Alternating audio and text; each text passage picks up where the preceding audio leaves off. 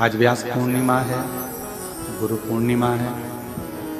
भारत भूमि के सभी संतों को, साधुओं को, तपस्वियों को, गुरुजनों को, मठाधीश, महामंडलेश्वर, जगत गुरु एवं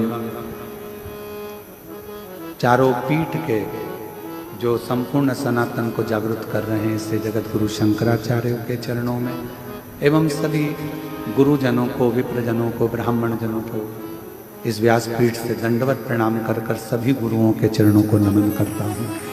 सबके चरणों को प्रणाम करता हूँ।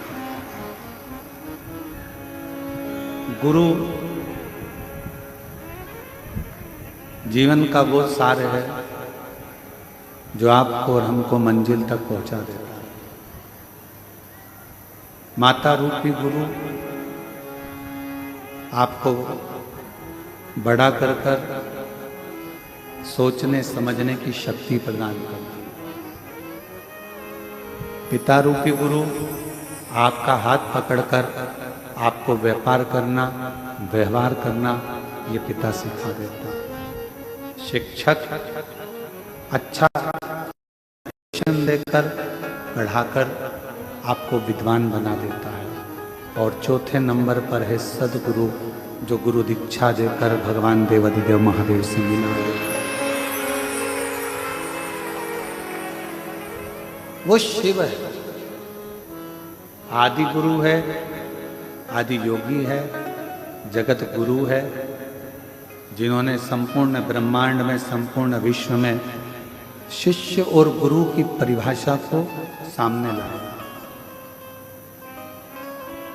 एक श्रेष्ठ वक्ता देवाधिदेव महादेव और एक श्रेष्ठ श्रोता भी देवाधिदेव महादेव। वक्ता भी शिव है, श्रोता भी शिव है। अमरनाथ जी की गुफा में जब भगवान शिव माँ जगतजननी अम्बा पार्वती जी को ज्ञान उपदेश देते हैं, तब पार्वती जी भी शिव जी को अपना गुरु मानकर उस ज्ञान को लेती हैं, जो अमर ज्ञान था। उस ज्ञान को लेकर माँ जगदम्बा भी अमर हो जाती है, जगतजननी भी अमर।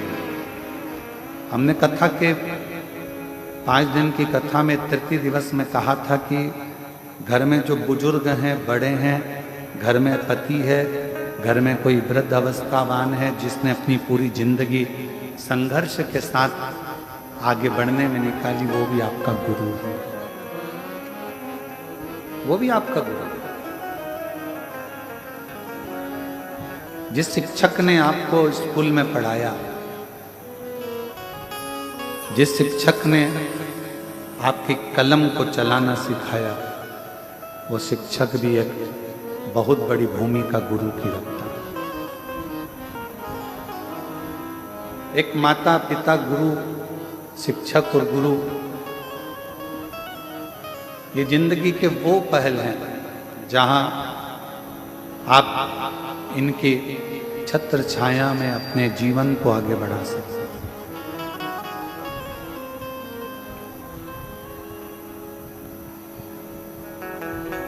और बचपन खेल में खोया, जवानी नींद भर सोया, बुढ़ापा देख कर रोया, सिराने मौत हंसती है।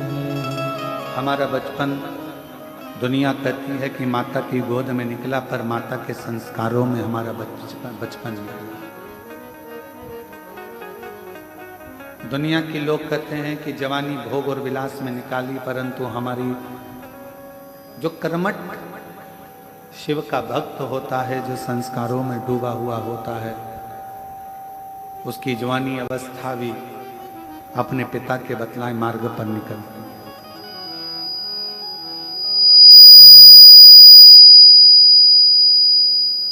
और एक अच्छा शिक्षक आपकी जिंदगी में मिल जाए तो वह आपके सारे मार्गों को विद्या के माध्यम से खोल देता है।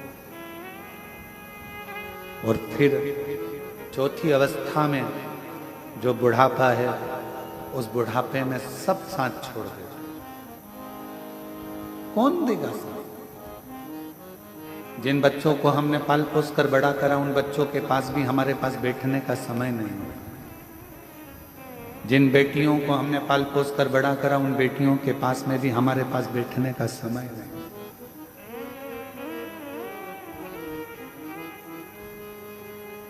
लोग अपने अपने घरों में अपनी अपनी पत्नी से, अपने परिवार से, कुटुंब से फोन पर बात करेंगे, पर बुजुर्ग से बात करने वाला कोई नहीं। तब उस जगह पर जब आपकी वृद्ध अवस्था आएगी, तब चौथे नंबर का जो गुरु होता है, जिसने आपको परमात्मा से जोड़ा होता है, जिसने आपको वेद पुराण से जोड़ा होता है, जिसने आपको शिव महापुराण से, भागवत पुराण से, रामायण से, गीता से जोड़ा हुआ होता है, वो सतगुरु आपके बुढ़ापे में आपको मंत्र के बल से इतनी शांति प्रदान कर देता है कि संसार के लोगों की नहीं, फिर परमात्मा की ही स्मरण। फिर संसार के लोगों का स्मरण नहीं आएगा, फिर स्मरण आएगा तो परमात्मा का।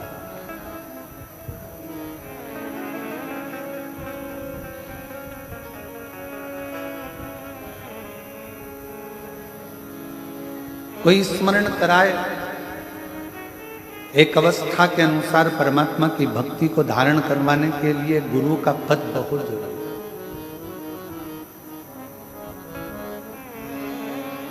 और फिर निवेदन करेंगे, आज गुरु पूर्णिमा है, आप लोग टीवी के माध्यम से आज व्यास पूर्णिमा, गुरु पूर्णिमा महोत्सव में मना रहे हो। मान लो तुम्हारा भी कोई गुरु नहीं है ना, तो आज ही एक निर्णय करना और अपने घर में या शिवालय नजदीक में मंदिर हो, वहाँ थोड़ा सा जल चढ़ाकर श्री शिवाय नमस्तुभ्यम बोलकर शंकर जी को अपना गुरु बना लेना। शिव और भगवान देवादिदेव महादेव को जब हमने अपना गुरु बना लिया, तो हमारा ये जन्म और वो जन्म, जितने भी जन्म अगर मान लो कहीं होता है, कभी कभी हो सकता है कि कर्म भोग के कारण फिर हमारा जन्म हो जाए, परंतु आप चिंता मत करो, आपका दूसरा जन्म नहीं होने वाला, क्योंकि आपने शिव महापुराण की कथा बहुत सुनी है। तो हम आपके लिए तो नहीं, परंतु हो किसी के लिए कि भाई ये जन्म वो जन्म, ना जाने कितने कितने जन्म जो इस मृत्यु लोक में आप और हमको मिले। जब ये जन्म और वो जन्म, मृत्यु लोक में जितने जितने जन्म आपको और हमको मिले हैं, उन सारे जन्म और भी अगर कोई मिलेंगे तो ये निश्चित है, अगर एक बार देवादिदेव महादेव आपका गुरु बन गया तो किसी जन्म में तुम्हें भटकना नहीं। और मैंने तेरे ही भरोसे बाबा, तेरे ही भरोसे हवा विच उड़ती जावांगी, बाबा डोर तो छड़ी ना में कटी जावांगी। भोले मैं तेरी पतन शंभू, मैं तेरी पतन हवा विच उड़ती जावांगी, बाबा डोर हथो छड़ी ना में कटी जावांगी। शिव गुरु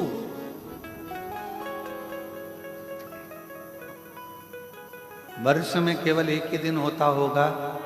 हाँ, और जगह पर हम नहीं कह सकते कि और गुरु मंत्र पूरे साल मिलते हैं, अन्य जगह पर दिए जाते हैं और भी गुरुजन वर्ष भर गुरु मंत्र देते हैं, पर कुबेरेश्वर धाम पर तो केवल एक ही दिन, केवल गुरु पूर्णिमा के दिन ही गुरु दीक्षा और शिव दीक्षा देते हैं, केवल एक। और शायद केवल एक ही दिन ऐसा होता होगा, शिव दीक्षा गुरु दीक्षा का दिन, जिस दिन आप लोग अपने हाथ से हमारे हाथ में श्रीफल देते होंगे और वो श्रीफल हम देते हैं। नहीं तो केवल एक गेहूं का दाना और श्रीफल आज के दिन हम आप लोगों से हाथ में झेल लेते, क्योंकि आज गुरु पूर्णिमा है, व्यास पूर्णिमा। बाकी का पूरा साल, पूरे वर्ष में ऐसा कोई दिन नहीं होगा जिस दिन हम आपसे हाथ में कुछ झेलते हो। केवल एक आज का दिन, गुरु पूर्णिमा। क्यों? क्योंकि उस दिन केवल श्रीफल या गेहूं का दाना देने के लिए कुबेरेश्वर धाम पर भक्त नहीं आता। उस दिन अपने भीतर के विकारों को मिटाने के लिए, अपना अहंकार, अपनी अभिमत्ता, अपना व्यसन, अपनी गलत आदतें, जब हम गुरु के हाथ में श्रीफल अन्न देते हैं तब हम अपनी पूरी गलतियों को गुरु के चरणों में छोड़ देते हैं। गुरु के चरण। इसलिए वर्ष भर में आप लोग जो लाखों की संख्या में आए हो, इतनी भीड़ जो हो रही है कुबेरेश्वर धाम पर, इतना भक्तों का सैलाब अगर कहीं देखने को मिलता है, शायद आप भी सोचते होंगे कि और भी जगह पर गुरु दीक्षा ली जा सकती है, पर कुबेरेश्वर धाम पर इतनी लंबी लाइन केवल गुरु मंत्र लेने के लिए, जो कि 3-3, 4-4, 5-5 घंटा, बल्कि हमारे सबसे तो सुबह से लेकर 10 बजे तक भी आप लोग लाइन में लगे हो, तो लगभग 5-5, 6-6 घंटे लाइन में लगा आप लोगों ने गुरु दीक्षा ली। शिव दीक्षा इतनी लंबी लंबा लोगों ने इंतजार किया। और ईश्वर को पाना और गुरु को पाना कोई सरल नहीं है। जब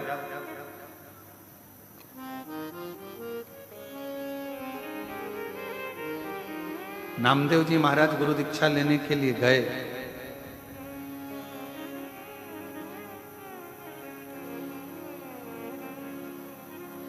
विशोबा थिएटर जी ने कहा, इतना भीड़ लगा हुआ है, गुरु दीक्षा लेने आए हैं, इनकी थोड़ी परीक्षा तो होना चाहिए।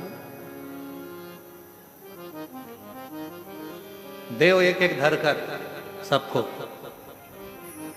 नामदेव जी ने कहा, हम यहाँ गुरु मंत्र लेने आए हैं, यहाँ हम कुछ महारथी खाने थोड़ी ना आए, हम तो गुरु दीक्षा लेने के लिए आए। और फिर अंत में विशोबा थिएटर जी ने कहा, एक काम करो कि सबको अंदर बुलाओ, जिसने धक्का खा लिया, जिसने मार खा ली। और नामदेव जी बाहर खड़े हुए थे, तो विशोबा थिएटर जी ने बुलाकर पूछा, नामदेव क्या बात है? मैं गुरु मंत्र लेने के लिए आया था, पर इतना धक्का खाना, इतना परेशान होना, इतना कष्ट झेलना। विशोबा थिएटर जी ने कहा, नामदेव, जो गुरु के दरवाजे पर एक बार धक्का खा लेता है, फिर वो दुनिया के धक्के कभी नहीं खाता।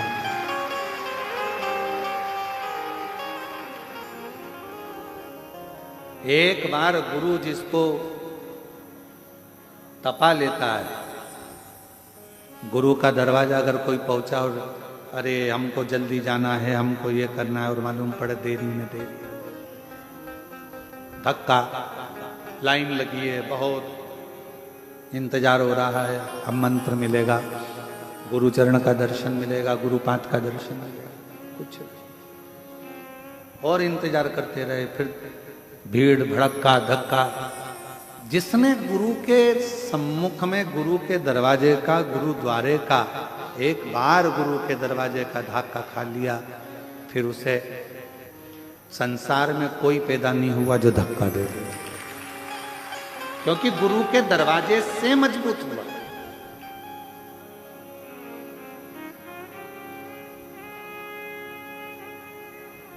जो ब्राह्मण बच्चे गुरुकुल में पढ़ते हैं, उनको गुरुकुल में जाने पर कपड़े खुद धोइए, बर्तन मांजिए, भोजन बनाइए, सेवा करिए, झाड़ू लगाइए, पौधा लगाइए, वृक्षों में पानी दीजिए, सबके कपड़ों की घड़ी बनाइए, जाओ सेवा पर सेवा, सेवा पर सेवा। शिष्य से, ब्राह्मण बच्चों से जो गुरुकुल में रहते हैं, उनसे गुरुजी करवाते। क्यों? क्योंकि गुरु के दरवाजे पर आया है तो थोड़ा धक्का खा लेगा, गुरु के दरवाजे पर आकर अगर मेहनत कर ली है, गुरु के दरवाजे पर आकर अगर सेवा कर ली है, तो निश्चित है कि ये दुनिया में बहुत आगे बढ़ जाएगा। इसको कोई रोकने वाला नहीं, इसको कोई रोकेगा नहीं, ये निश्चित।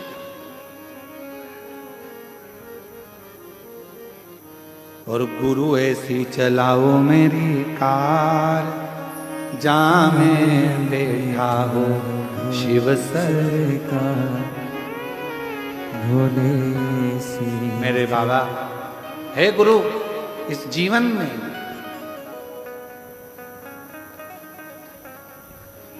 और इस गाड़ी के चार हैं पाए, इस गाड़ी के सारे पाए। धर्म अर्थ काम और मोक्ष के ये चार चक्के हैं।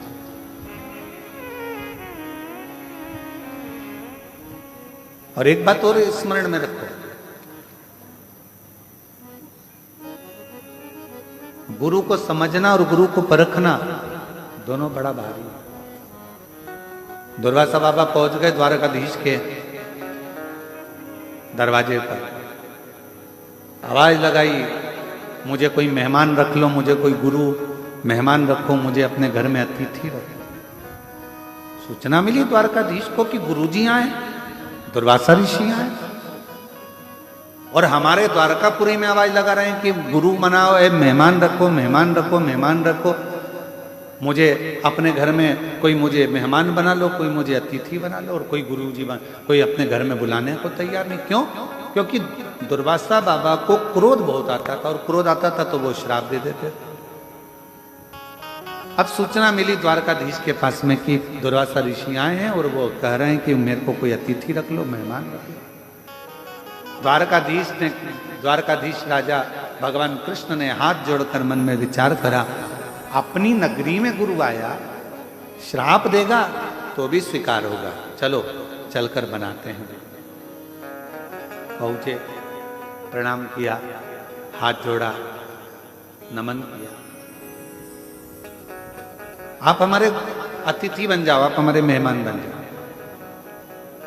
दुर्वासा जी ने कहा, तुम मुझे मेहमान तो बना रहे हो, पर मेरी बात मानना पड़ेगी, हम तुम्हारी बात मानेंगे, चलो मानो मेहमान। तुम मुझे जानते हो ना, मेरे को क्या पसंद है क्या, हम सब जानते हैं, आप चलो मेहमान बनो। दुर्वासा बाबा मेहमान बन गए। दुर्वासा ऋषि कभी तो रसगुल्ला खाने को मांगे, कभी गुलाब जामुन मांगे।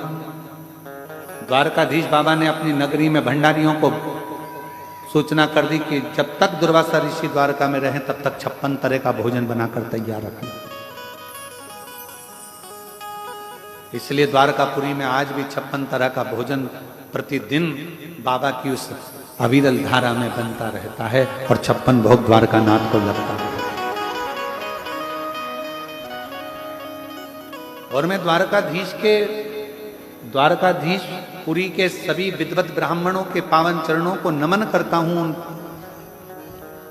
पुजारियों को नमन करता हूं, उन पंडाओं को नमन करता हूं जो द्वारकाधीश की सेवा में, दाऊ दादा की सेवा में दिन रात लगे रहते हैं, और प्रतिदिन बाबा द्वारकानाथ को 56 भोग लगाते रहते हैं। ऐसे ब्राह्मणों को, ऐसे पंडाओं को, ऐसे द्वारकाधीश के पुजारियों को, ऐसे पंडाओं को नमन करता।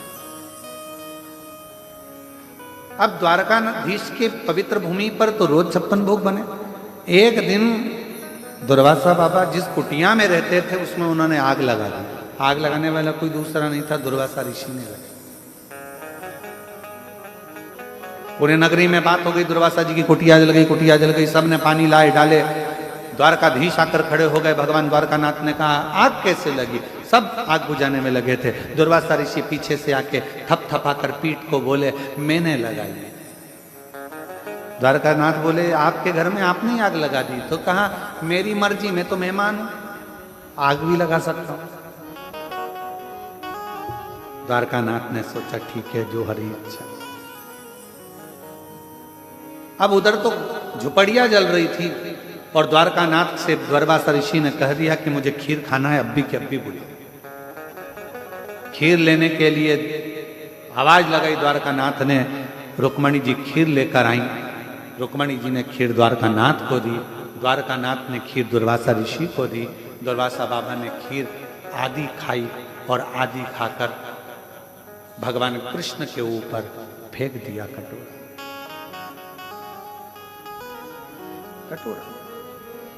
और जो खीर का कटोरा द्वारकानाथ के ऊपर दिया, देते से ही कहा कि इस खीर को पूरे शरीर पर लगा लो। द्वारकाधीश ने पूरे शरीर पर खीर लगा ली। रुक्मणी जी को हंसी आ गई, ऐसा मेहमान किस काम का जिसने तुम्हारी ही दशा बिगाड़ दी। दुर्वासा बाबा को क्रोध आ गया और द्वारकानाथ जी से कहा, आज मैं रथ पे बैठकर पूरी द्वारका घूमने के लिए जाऊंगा, पर रथ में कोई घोड़ा और घोड़ी नहीं लगेंगे, रथ को खींचने के लिए रुक्मणी लगेगी। ये हंसी है ना, इस रुक्मणी को रथ खींचने के लिए लगाना पड़ेगा। माता रुक्मणी जी को रथ खींचने के लिए लगाया गया। भगवान द्वारकानाथ पीछे पीछे चल रहे थे। दुर्वासा बाबा हाथ में चाबुक लेकर रथ पर चल रहे थे। थोड़ी दूर रुक्मणी से रथ खींचते बना, फिर आखिरी में रुक्मणी जी चक्कर खाकर नीचे गिर गई। जल का छींटा देकर उठाया और उठाकर दुर्वासा ऋषि ने कहा, द्वारकानाथ, इन रुक्मणी जी ने मेरी हंसी उड़ाई है, इनको तुम्हें द्वारका से त्यागना पड़ा। आज भी द्वारकापुरी में रुक्मणी जी का मंदिर द्वारकाधीश के मंदिर से कोसों दूर है। अगर आप लोग गए होंगे द्वारकानाथ कभी द्वारकाधीश दर्शन करने के लिए, तो आपने दर्शन किया हो। और भगवान दुर्वासा ऋषि ने कहा कि मैंने तुझे खीर खाकर तुम्हारे शरीर पर खीर फेंकी थी, वो खीर तुमने पूरे शरीर पर नहीं लगाई। कहा, नाथ लगाई तो शरीर पूरे शरीर पर, पांव के तलवे में वो खीर नहीं लगी। प्रभु, आपकी खाई प्रसादी थी, मैंने सोचा पांव के तलवे में कैसे लूं। दुर्वासा जी ने कहा, एक गुरु अपने शिष्य को अगर जो कार्य करने को बोले, अगर वो कार्य पूर्ण तरह से शिष्य करे, तो ये निश्चित है वो बड़े से बड़े काल से भी बच सकता है। और द्वारकानाथ, आपने अपने गुरु का कहना ना माना, शरीर पर खीर तो लगाई पर पांव के तलवे को छोड़ दिया, इसलिए तुम्हारे प्राण छूटेंगे तो पांव के तलवे से छूटेंगे। अगर भागवत जी में आपने श्रीमद् भागवत में श्रवण करा होगा तो भागवत में वर्णन आता है कि जरा नाम के व्याघ्र ने बाण छोड़ा था। भगवान पांव के ऊपर पांव रखकर बैठे थे और पांव के तलवे में वो बाण लग गया था और द्वारकाधीश के प्राण शरीर वो पांव के तलवे से छूट गए थे।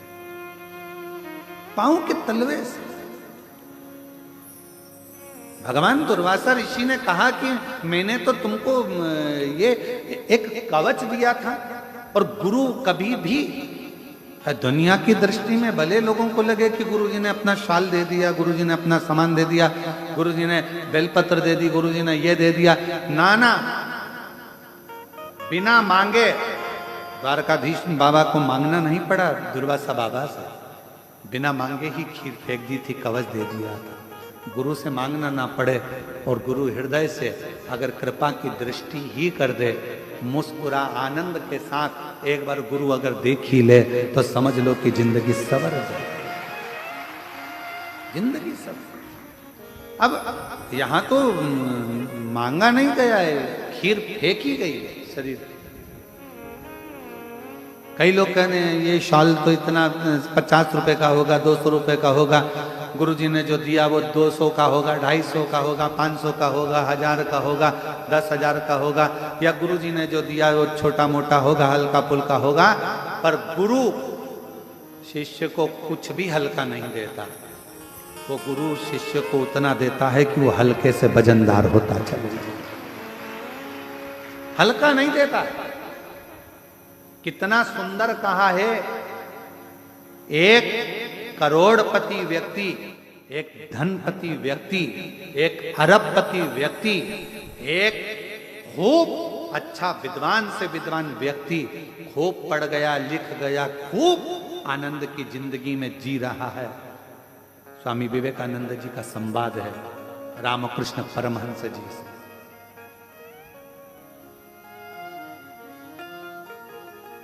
आपकी दृष्टि में स्वामी विवेकानंद जी ने रामकृष्ण परमहंस जी से पूछा, आपकी दृष्टि में बहुत पढ़ा लिखा व्यक्ति, बहुत विद्वान व्यक्ति कौन है?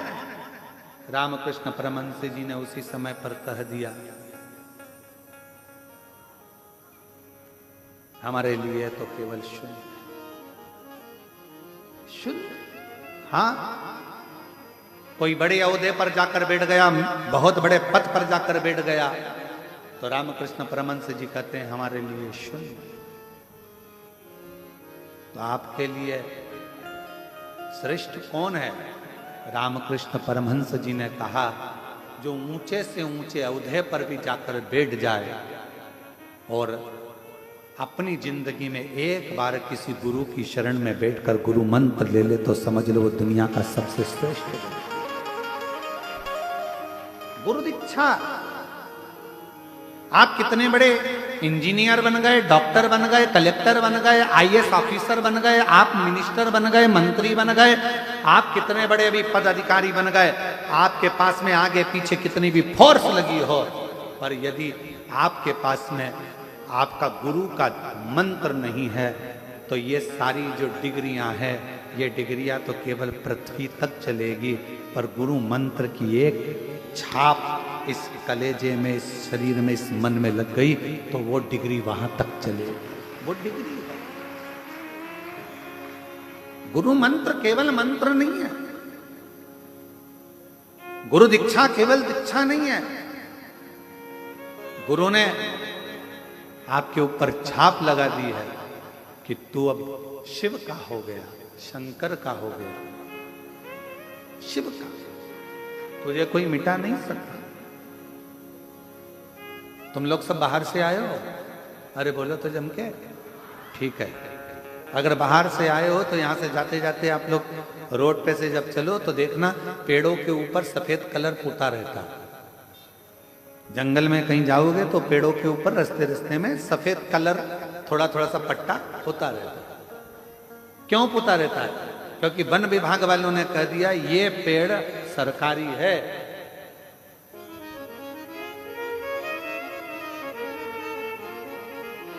ये पेड़ सरकारी है, ये पेड़ गवर्नमेंट का है, इस पेड़ को कोई काट नहीं सकता है। अब जरा विचार करिएगा, सफेद पट्टा पेड़ पर लगा तो पेड़ को काटने की किसी की हिम्मत नहीं हुई। उसी तरह गुरु पूर्णिमा के दिन जब गुरु दीक्षा का मंत्र कानों में पड़ जाता है तो किसी की हिम्मत नहीं कि तुमको मिटा सके। हमारे बीच में जय जय श्री राधे। हमारे बीच में इस क्षेत्र के विधायक महोदय और मध्य प्रदेश शासन के राजस्व मंत्री श्री करण सिंह वर्मा जी का आगमन हुआ। एक बार जोरदार ताली बजाकर स्वागत करें। साथ में वरिष्ठ भाजपा नेता सन्नी महाजन जी भी पधारे, एक बार उनके लिए भी जोरदार ताली बजाकर स्वागत करें। बाबा की भक्ति में हमेशा आदरणीय मंत्री जी लीन रहते हैं, हमेशा भोलेनाथ की भक्ति में तत्पर रहते हैं और बड़े ही सहज और सरल स्वभाव के धनी हैं आदरणीय मंत्री जी।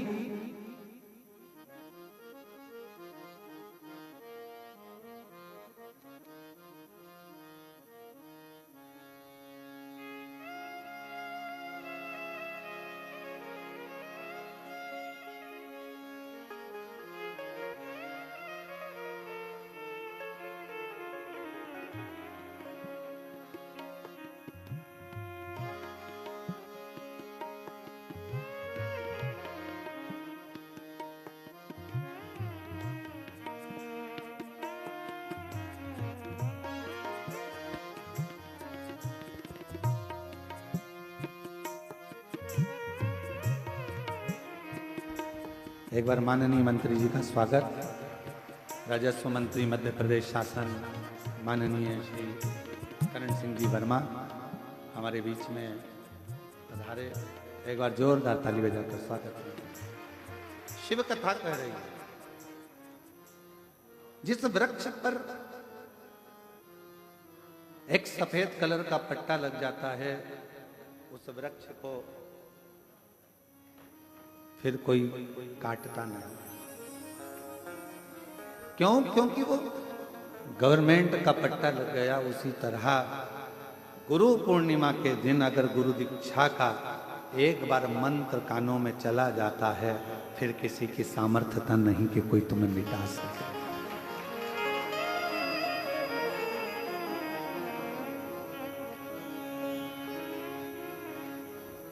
बस याद रखो, अपने विश्वास को पक्का रखो, शिव के प्रति भी और गुरु के प्रति। कोई कितना भी कहे, भगवान देवाधिदेव महादेव की कोई निंदा करे, कोई अपशब्द बोले, कोई गुरु की निंदा करे, कोई अपशब्द बोले, अपना मन पक्का रखना, मेरा गुरु और मेरा शिव कभी भी दूसरे का बुरा नहीं कर सकता। ये मेरा दिल और मेरा विश्वास और मेरा मन।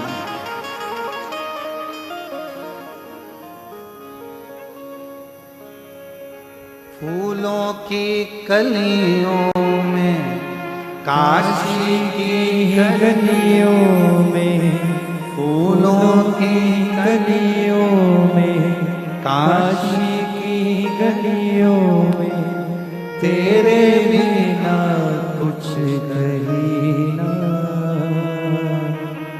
तेरे बिना भी क्या जीना, ओ बाबा रे, तेरे बिना भी क्या जीना, ओ शंभू रे, तेरे बिना भी क्या जीना। फूलों की कलियों में, काशी की गलियों में, फूलों की गलियों में, काशी की गलियों में, तेरे बिना कुछ कहीं ना,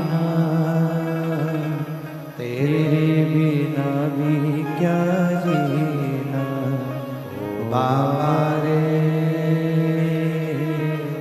तेरे बिना भी क्या जीना, ओ गुरुदेव, तेरे बिना भी क्या जीना। अपने जीवन को श्रेष्ठ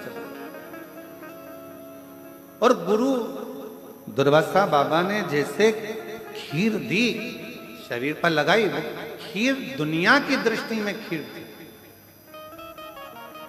केवल दुनिया की दृष्टि में वो खीर है। पर मेरे दुर्वासा जी ने खीर नहीं दी थी, मेरे गुरु बाबा ने तो कवच दिया था, उस कवच को धारण करना था। और गुरु अगर कोई चीज दे दे तो समझ लेना कि वो करोड़ों की है, वो कवच के रूप में हमारी जिंदगी में कहीं ना कहीं हमको बचा ले, ऐसे देता ही है।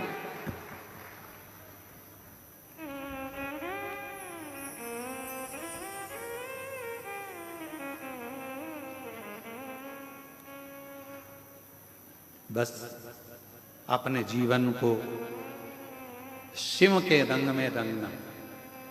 अब एक बार हमने ये बात कह दी थी कि अपने जीवन को शंकर के रंग में रंगना, तो लोगों ने पूछा शिव जी का रंग कौन सा?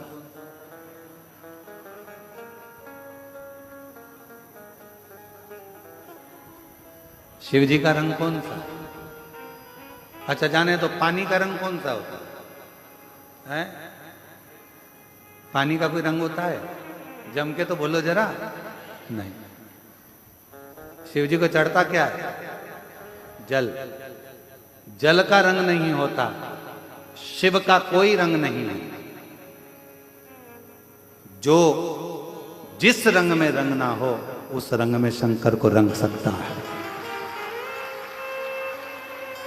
जल को लाल कलर डाल दो लाल हो जाएगा, पीला डाल दो पीला हो जाएगा, काला डाल दो काला हो जाएगा, हरा डाला हरा हो जाएगा, गुलाबी डाला गुलाबी हो जाएगा। तुम जिस रंग में रंगोगे उसको वो रंग। जल और देव अधिदेव महादेव ऐसा ही ऐसा। एक छोटा सा गरीब, कितना सुंदर व्याख्यान आया। कड़प भील रहता वन में, लोगों को शिव जी की आराधना करना देखा, उसने भी सेवा करना चालू करी। मुंह में पानी भर लिया क्योंकि लोटा नहीं था जल चढ़ाने, लोटा नहीं था। हमको एक स्मरण आ रहा है, सोमानी जी कथा कराए थे परली बैजनाथ में, और परली में कथा चल रही थी, सोमानी परिवार कथा कराया था। अब सोमानी जी बोले गुरुजी दर्शन के लिए चलना है। हमने कहा बिल्कुल चलो। दर्शन करने के लिए गए तो हमने देखा एक छोटी सी लड़की थी, लगभग उसका उम्र होगा 6-7 साल की, 7 साल उम्र होगा उसका, 7-8 साल अपन मान।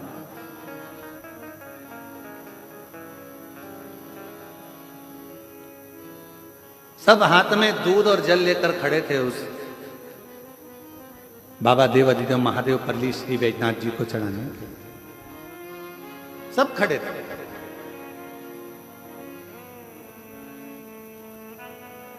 और एक छोटी सी लड़की अपनी मम्मी का हाथ पकड़ी थी, उसके हाथ में जल का पात्र नहीं था,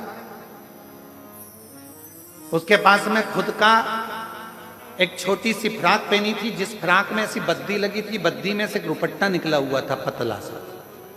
वो रुपट्टा आगे का भाग उसका गीला था, उस गीले रुपट्टे को पकड़ी हुई थी। हमको लगा कि अभी तो ऐसा मौसम भी नहीं है कि पानी में गीला हो गया हो, तो हमने सोमानी जी से कहा सोमानी जी जरा रुको, मेरे को इस बेटी से बात कर।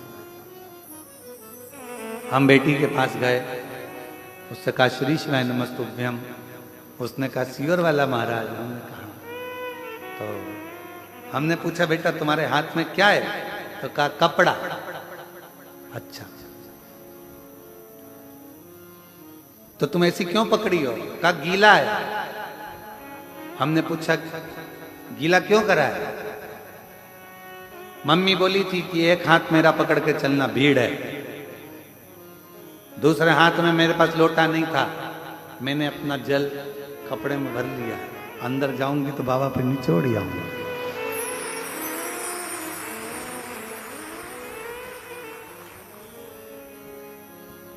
अब ईमानदारी से बोलो, बाबा सोने का लोटा और चांदी के लोटे देखेगा क्या? मेरे बाबा हीरे का चूड़ा, हीरे के लोटे, आभूषण, सोना और चांदी का लोटा मेरा बाबा नहीं देखेगा। मेरा बाबा तो केवल तुम्हारा निर्मल भाव देखेगा, उस बच्ची का कोमल स्वभाव देखेगा जिसमें कोई कपट नहीं है। शिव जी को रिझाने के लिए उसके पास जो था वो समर्पित करने के लिए चली। शिव और जल और गुरु भी ऐसा ही होना चाहिए। मेरे ओगड़ बाबा को भील ने अपनी आंख निकाल कर चढ़ा दी, जूते से मंदिर साफ कर रहा, शिव जी उस पर कृपा कर देते। मुंह में से पानी भरकर छोड़ दिया, शिव उस पर कृपा कर देते। शिवरात्रि की कथा कहती है, भील ऊपर चढ़ा था, पांव से बेलपत्री टूट कर गिर रही थी, छाजल में से पानी टपक रहा था नीचे शिवलिंग पर, और देवाधिदेव महादेव शिवरात्रि पर प्रसन्न हो जाते हैं। लंका का राजा रावण उन्हें प्रसन्न कर लेता है, भस्मासुर उन्हें प्रसन्न कर लेता है, कुबेर उन्हें प्रसन्न कर लेता है, भगवान नारायण उनको प्रसन्न कर लेते हैं, भगवान राम उन्हें प्रसन्न कर लेते हैं, और छोटे से छोटा पक्षी भी उनको प्रसन्न कर लेता है, क्योंकि जिस रंग में उनको रंगना हो उस रंग में मेरा महादेव रंगा जाए। शिव, जल और गुरु ऐसा ही होना चाहिए। गरीब है शिष्य तो गुरु को यह नहीं सोचना चाहिए कि इसके पास कुछ नहीं है। पैसे वालों को बुलाकर अपने करीब में, और मालूम पड़े को निर्धन आया तो दूर, ना ना, गुरु की दृष्टि में कोई भी आया उसकी समता का भाव होना चाहिए कि भाई ये तो सहज है, सरल भाव, निर्मल। और मेरे भोले तेरा सहारा है, मेरे भोले तेरा सहारा है, मेरी नैया का तू किनारा, मेरी नैया का तू किनारा। मेरे बाबा तुझे पुकारा है, मेरे बाबा तुझे पुकारा है, मेरी नैया का तू किनारा है, मेरी नैया का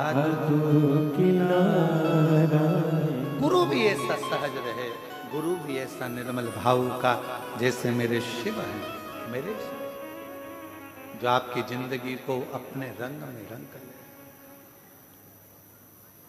हमारे मालवा के संत श्री नागर जी महाराज अपनी वाणी में कहते हैं, राम लक्ष्मण भरत शत्रुघ्न हनुमत मेरी चूनर में, राम लक्ष्मण भरत शत्रुघ्न हनुमत मेरी चूनर में, सरयू जैसी लहरा पाड़े ऐसी रखो गुरुदेव चुनर ऐसी रंगो गुरुदेव। और हमारे दीनानाथ जी अपनी वाणी में हमेशा कहते आए हैं,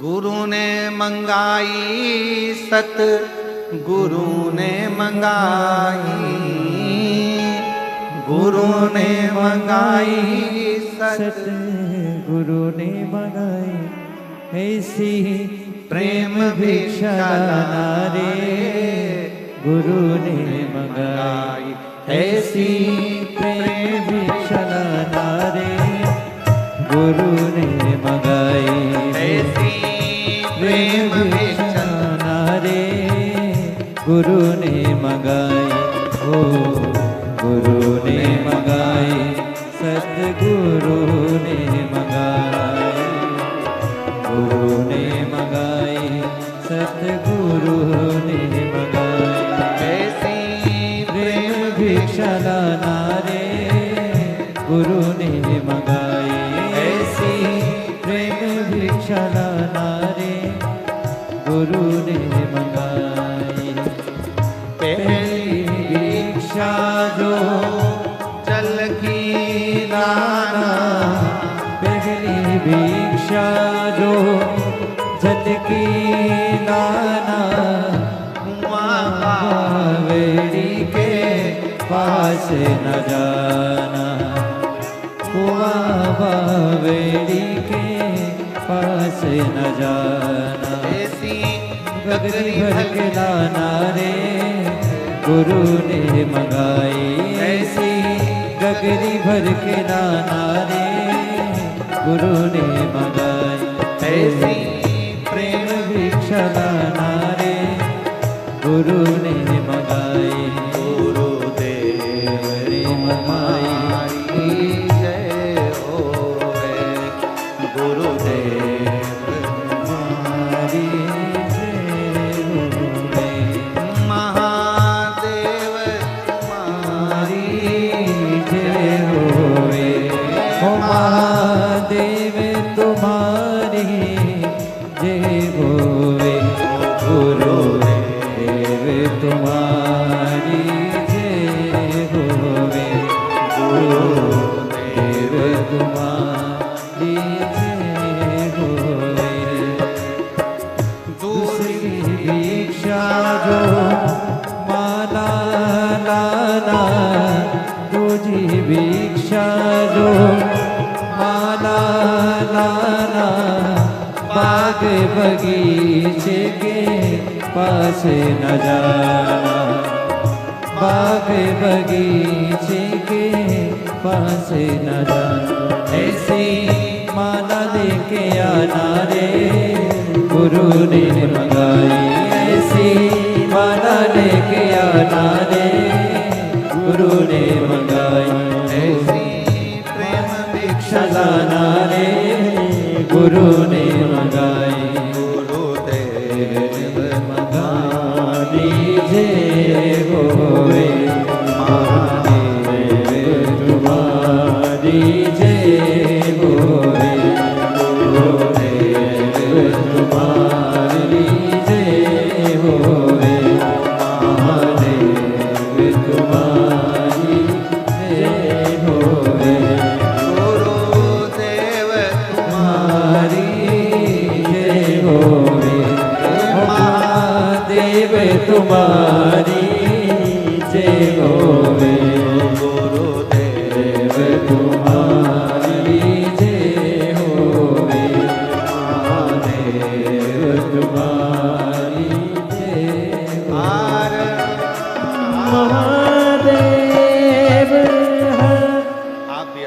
स्थान पर बैठकर आज व्यास पूर्णिमा गुरु पूर्णिमा के दिन पवित्र गुरु महिमा को सुन रहे हो कुबेरेश्वर धाम की भूमि से।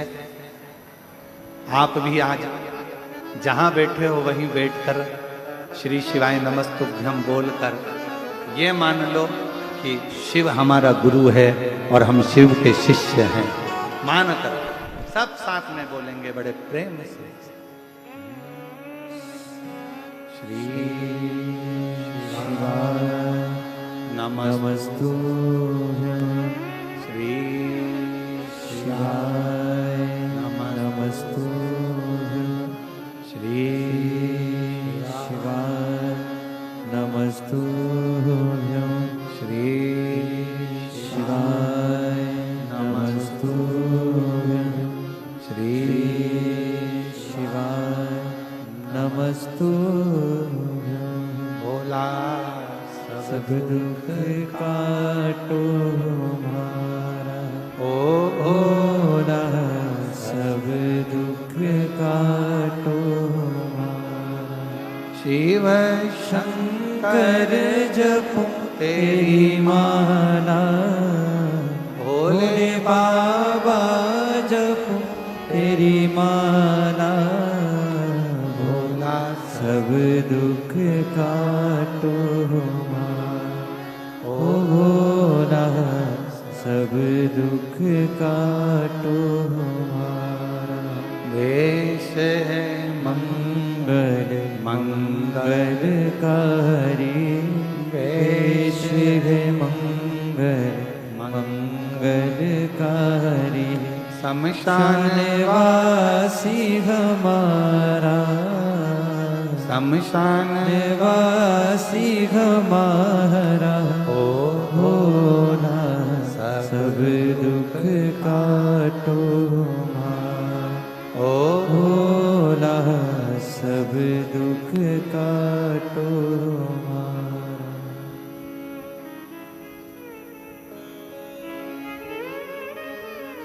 बाबा देवादिदेव महादेव ओगड़दानी का सुंदर चरित्र कर गुरु मार्गदर्शक भी है और गुरु आपके विकारों को कष्टों को हरने वाला भी। हमारे गुरु जी श्री विठलेश राय काका जी महाराज जिनके नाम से श्री विठलेश सेवा समिति चलती है। हमारे गुरु जी ने इंदौर हवेली जी गोवर्धन नाथ जी की जिन्होंने गुरु दीक्षा दी ब्रह्म संबंध कराया तो उनके मुख से एक ही शब्द था मिश्रा।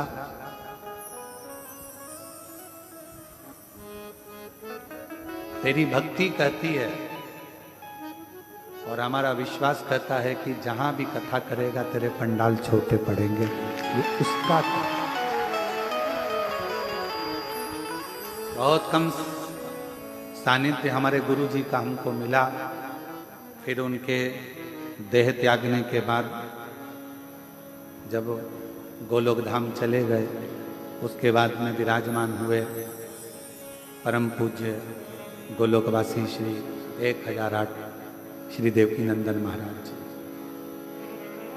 जब तक वो पृथ्वी पर भूमंडल पर मृत्यु लोक में रहे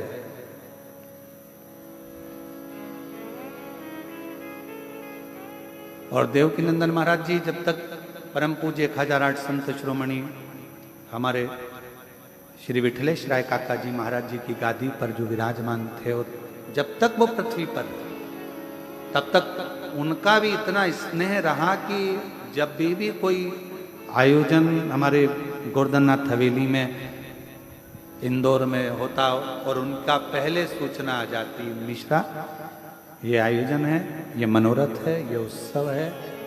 और इतनी सरलता इतनी सहजता हमारे गुरुओं में रही और उनके बाद में उनके देह त्यागने के बाद में जो विराजमान है अभी वर्तमान में जो हमारे गुरु की गादी को संभाल रहे हैं परम पूज्य 1008 शिरोमणि संत श्री दिवेश बाबा जी, दिवेश कुमार बाबा जी, उनकी भी बड़ी सहजता। प्रति कोई उत्सव हुआ तो उनका सूचना, उनका लिखा हुआ एक मैसेज हमारे पास में जरूर आ जाता है, मिश्रा जी आज ये आयोजन, ये उत्सव, ये शिव कृपा, ये गुरु कृपा। और हमारा निवेदन सभी श्रोता भाई बहनों से है, बिना किसी आडंबर के, बिना किसी कहीं भ्रम के भगवान को अपना गुरु बनाओ। चाहे तुम राम को बनाओ, चाहे कृष्ण को बनाओ, चाहे शिव को बनाओ, पर गुरु परमात्मा को बनाते हुए आनंद कैसे। गुरु गुरु हमारे इंदौर हवेली जी के वर्तमान में जो विराजमान है श्री दिवेश बाबा जी, जो नित्य प्रति उनका भी स्नेह उतना की उतना। कोई भी अगर बात होगी तो वो जरूर सूचना करते हैं, जरूर आशीर्वाद देते हैं, ये उनका स्नेह। और इसीलिए वल्लभ कुल की बलिहारी, जब देखो जब तैयारी, ये वल्लभ कुल की प्रधानता है हमारी, ये वल्लभ कुल। आप सब गुरु पूर्णिमा महोत्सव के इस अवसर पर 5 तारीख से 10 तारीख तक विराजमान हुए। विठले सेवा समिति और सीहोर के समिति के जितने भी कार्यकर्ता हैं, सेवादार हैं, कहीं भोजन में, कहीं सेवा में अगर कोई त्रुटि हुई हो तो ये मान कर जाना कि आप अपने पिता के घर में और गुरु के घर में आए थे, तो सब होता। निवेदन है, कभी भी कुबरेश्वर धाम आना। सीवन नदी, माँ सीवन के तट पर अगर सावन के महीने में आप कावड़ भी भर रहे हो और कोई आपको कुछ अपशब्द बोल भी दे तो कोई विचार मत लेना, ये सोचना बोलबम का नारा है और बाबा है। अपने मन को तोड़ने वाले, अपने मन को भटकाने वाले, अपने को शिव के पथ से हटाने वाले ढेर मिलेंगे।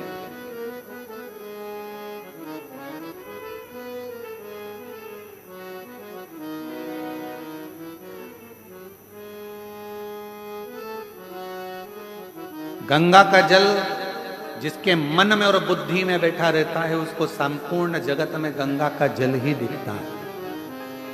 और जिसकी बुद्धि में और मन में गटर का पानी या नाली का पानी भरा रहता है, उसको पूरी नदी में गंगा की जगह उसको गटर का पानी और नाली का पानी ही दिखता है।